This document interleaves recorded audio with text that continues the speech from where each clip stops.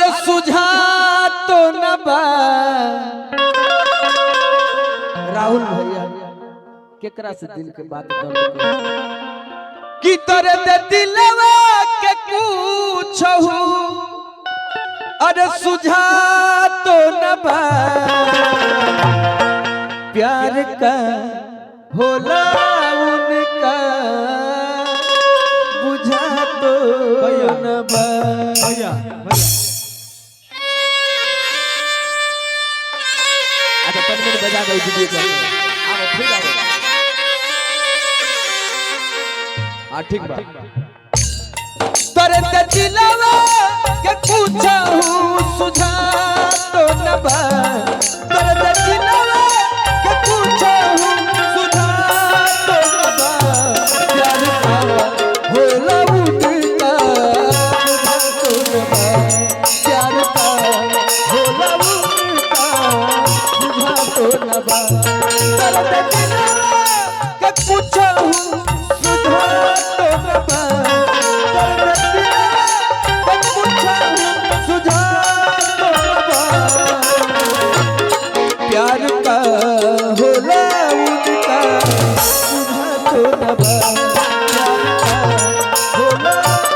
बुझा तो न बा प्यार का होला उनका बुझा तो न बा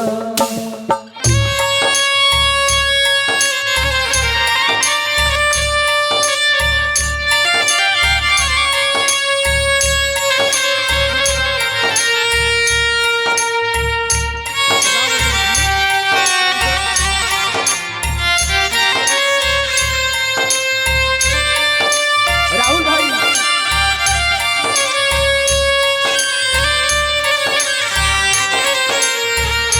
मोह के जेल से हो मोह के जेल से मोह के जेल से आदमी के रिहाई मोह के जेल से आदमी के रिहाई दर्द जब हमसे बढ़ेला दवाई होला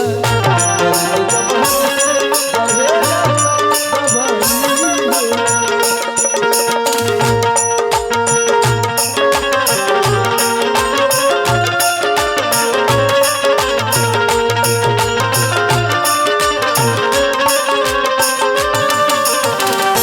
राम आशीष जी असलम भाई की तरफ से 1000 रुपए का पुरस्कार आप एहसान भाई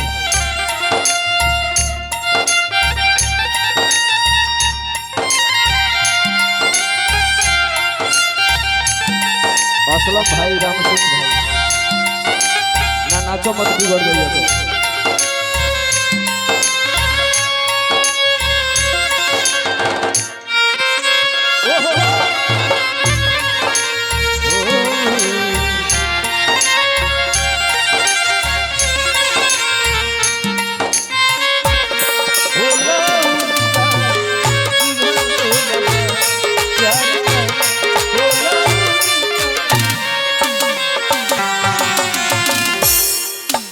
राहुल भाई उनकरे लल्ला उनकरे विशाले के गाना ये है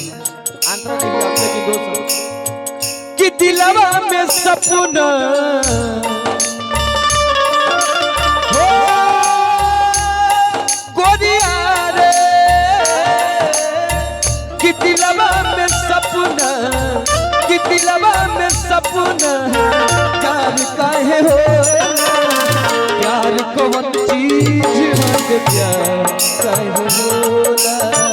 प्यार कौन चीज है प्यार काहे होला दिलवा में सपना कि दिलवा में सपना प्यार काहे होला प्यार कौन चीज है प्यार काहे होला प्यार कौन चीज है प्यार काहे होला